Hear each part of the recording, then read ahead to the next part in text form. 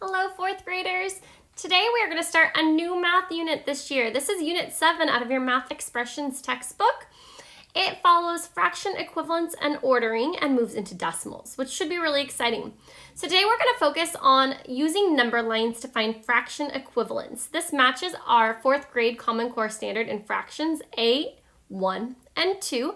These state that we will compare and order fractions using models and benchmarks when the wholes are similar, but the parts are different, so different denominators. So what I'm going to do is I'm going to make for you guys an anchor chart.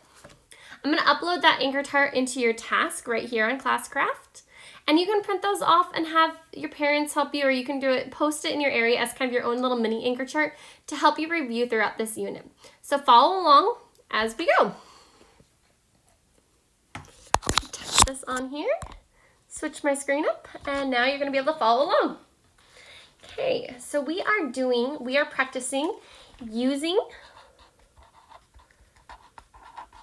number lines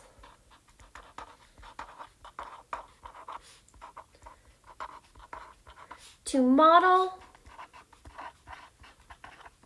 fractions. And I would like you to have your volume 2 math book out with you. And we're going to be on pages 231 to 232. So if you don't have that with you right now, go ahead and pause and go take that out. Okay, so with fractions, I want to do a quick review. We've learned during our unit fraction unit that fractions have what we call a numerator and a denominator.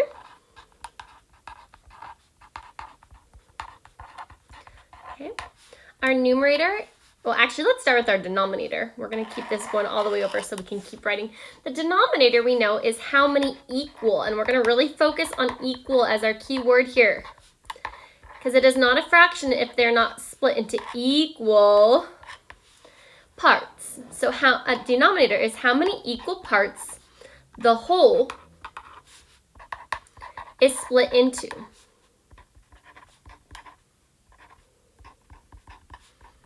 I don't have you guys here keeping me from making mistakes. The numerator is how many of those parts in the denominator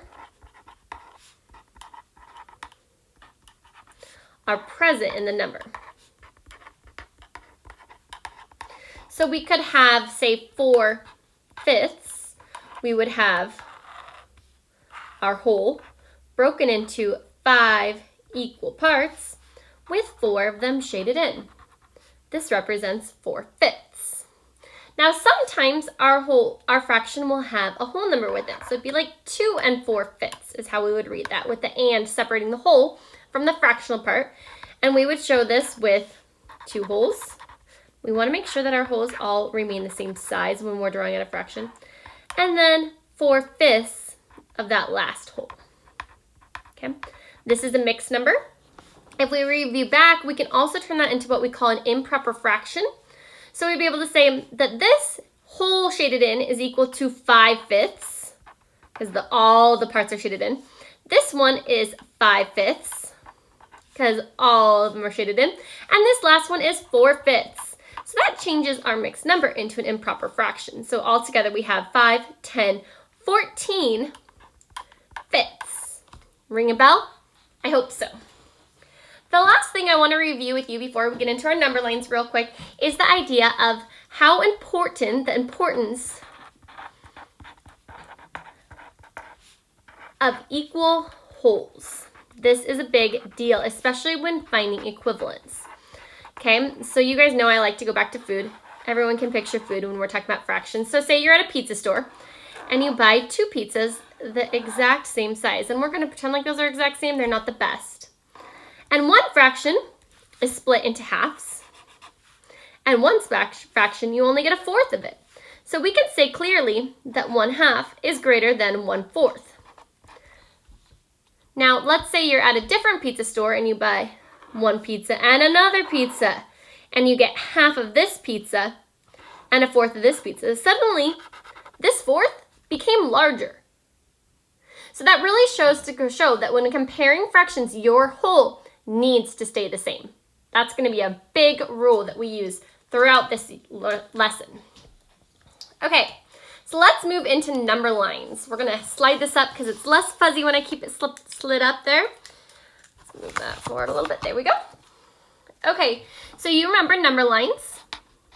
Do a quick review. You use these a lot when we subtract. I find them very helpful. I know in kindergarten for second grade, they were huge in building that basic number sense of whole numbers. So it perfectly makes sense that we would use these with fractions. So if you think about a number line with 0 to 10, we know that there's going to be all those numbers in the middle. So 5 is going to fall halfway on our number line. And then we would have that 5 split into 5 groups. So we'd have 1, 2, 3, 4, 5. And then 5 through 10 would have 5 more groups. 6, 7, 8, 9. And we used this earlier this year just for rounding. This shows us how 6 is closer to 10 than it is to 0, or 3 is closer to 0 than it is to 10. We could do the same thing for any spot on the number line, and we know that number lines go on and on forever, so this is why we show it as a line and not a line segment, because numbers don't end. In either directions, they both go on for an infinite amount. I meant to make this a 97. Please pretend like that's what I did in the first place. Thanks. Okay. So if we were to put 97 to 103, we know 100 is right in the middle. And we could fill it in with 98 and 99 and 101 and 102. Okay? Hopefully that all feels very familiar to you, because we're going to move from there and move into fraction number lines.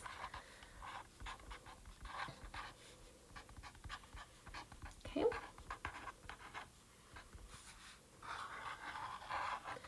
Okay, so on this one, we're going to start with marking, instead of marking 0 to 10 and finding what's in between, for this we could just mark any two whole numbers, like 0 and 1, and find out what's in between.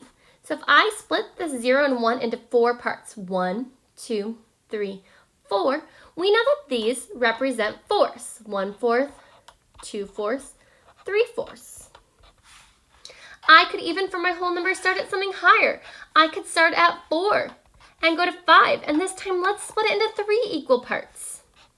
Now we've got 4 and 1/3 is this section. 4 and 2/3 is this section, and then 5 would be equal to 4 and 3/3. So right now what I'm going to do is I want to switch into your math books for a few minutes. We'll come back to this in a little bit. So head to your math books, and please be open up to page 231. It says on the top, discuss number lines. Okay, so if we look, this example has the exact same number line that I just drew in my anchor chart for you guys. It starts at 0 and ends at 1 or 4/4, which is the same as a whole because it's split into 4 parts, all 4 shaded in.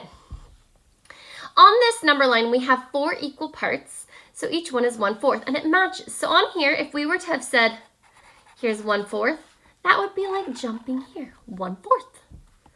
2/4 would be to here, and we would have both of these shaded in. So you can see that our number line and our bar matches really nicely. So if we look at these 3 number lines, I'm going to keep scooting this down because, like I said, it's a lot easier to see. For some reason, it doesn't like to focus on this app I'm trying to use. There we go. Okay. So if we look at these 3 number lines, we can tell that they're split up in different ways. Between 0 and 1 on this first number line are 2 equal parts, which means this is split into halves. Let's label that right next to it there.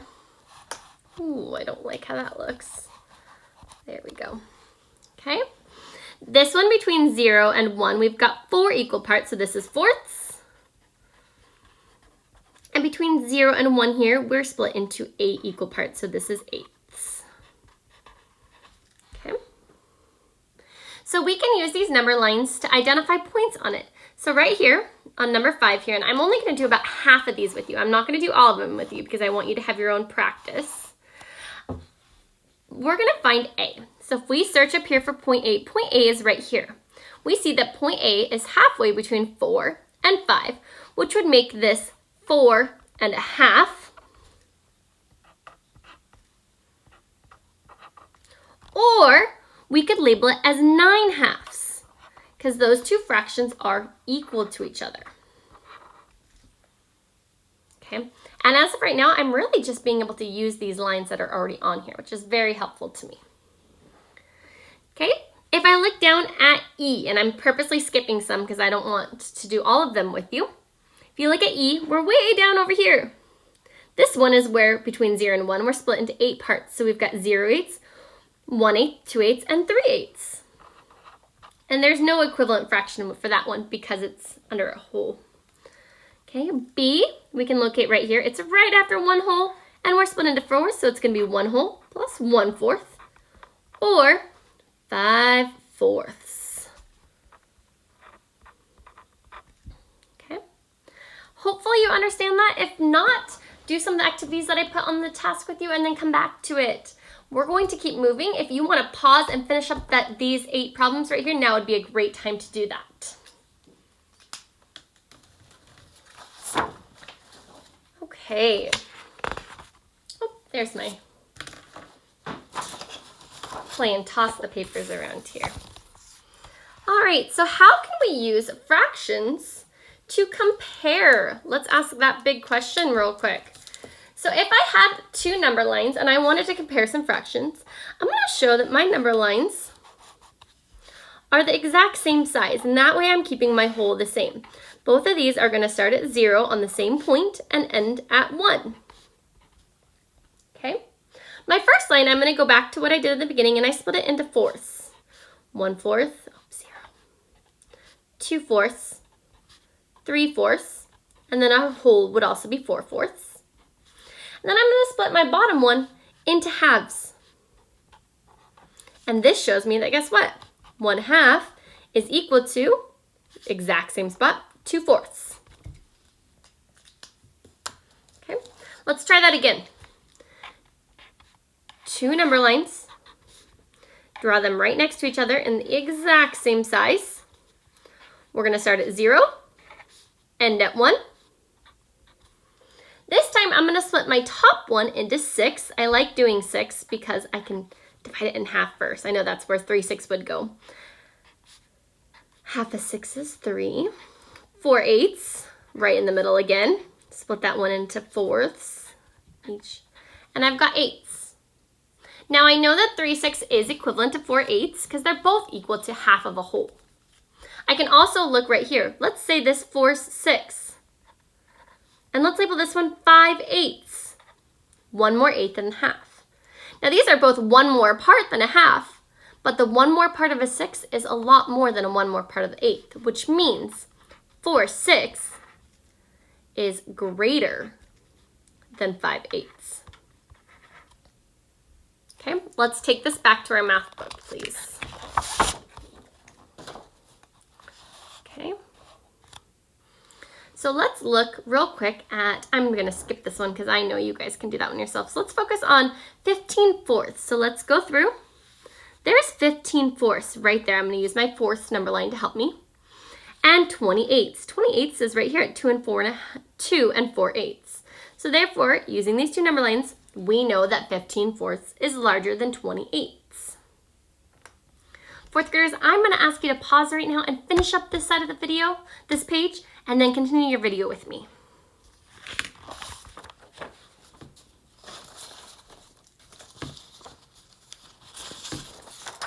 All right, hopefully you took a second and paused, finished up that side, and I want to look at page 232 together. On 232, we have number lines for thirds and sixths, and for some reason ninths, but they decided not to put that in the title. So if we look at this first number line, we can tell how many parts are between 0 and 1, because we can easily identify that there are 3 parts between 0 and 1. On this number line, number 7, we can count them. 1, 2, 3, 4, 5, 6 parts between 0 and 1. And again, did you notice that I'm not counting the dividers? I'm counting the parts. Okay. Number 8, we can count the parts. 1, 2, 3, 4, 5, 6, 7, 8, 9. Okay.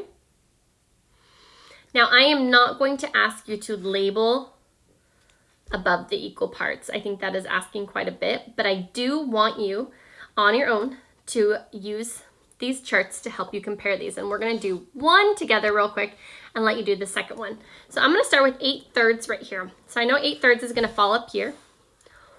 1 whole is equal to how many thirds? I hope you said 3/3. So we know that this would be 3/3. 2 wholes would be equal to how many thirds? Fill it out on your own. And I hope here you said 6/3. So from there, we know that we need 8/3. So we're just gonna do 7/3, 8/3. So here is 8/3. Now I need 18/6. So let's do the same thing, but this time on this number line that represents 6. So 1 whole is equal to how many 6? I hope you said 6. 2 wholes is equal to how many 6? I hope you said 12. 3 wholes is equal to how many 6? You know it. It's 18. 6, 12, 18, counting by 6s. So here we can see the 18/6 is greater than 8/3. Okay.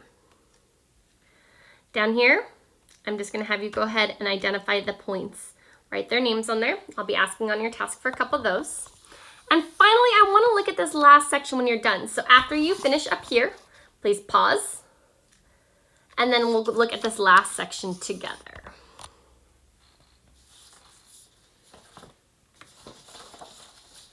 All right, this last section looks at this big fancy number line. But if you look below the number line, you can see that we're focusing on some specific denominators. Halves, tenths, fifths, tenths, and halves. So if I took a number line, and I'm going to make a very specifically color-coded one here, and I'm looking at just the part between 0 and 1, okay? And I'm going to split that number line into tenths. Okay, so I'm going to split it in half, and I'm going to split each half into 5 pieces. 1, 2, 3, 4 dividers. 1, 2, 3, 4 dividers.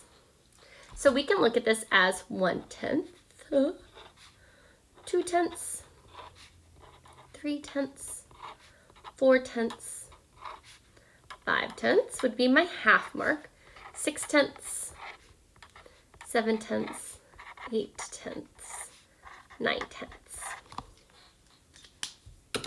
Okay. Now, if I look at this a little bit more closely, I can label this one right here not only as 5/10, but also as 1/2. 5 is half a 10. Now, where do the fifths come into this? If I were to imagine this and I broke it into just 5, and I'm going to do it down here first, and then combine it onto my one number line. I have here is 0, here is 1, and I'm going to split this into just 5 parts. So this would be 1/5, 2/5, 3/5, 4/5, and of course 1 whole is, you got it, 5/5. Okay, so we can see right here that this 1/5 is the same as 2/10. 2 times 5 is 10. 2/5 or 4/10 is the same as 2/5. 6/10 would be, you guys aren't here to catch me, 3/5. 8/10 is 4/5. So we can see that here we can find some fractions that are equivalent. 2/10 is equal to 1/5. So that should help you as you mark and label these numbers on the number line. For example, 1/5 is going to be 2/10 of the way in. There's A. 4 9/10 is going to be way down here after 4 wholes and go all the way over to 9/10. There's G. Okay, we can do 1 and 2/5. 1, and then we count into the fifths. Remember, the fifths are the same as 2/10, so we'd have 1/5, 2/5. So right there would be C. All right, 4th graders, I hope that gave you some basic. I know it was a ton of information. Rewatch the video to help you find areas that didn't quite make sense to you. I'm going to put a few different activities online to help you get a better sense of this, and hopefully you'll be able to really start to be able to put fractions on number lines. I will see you soon.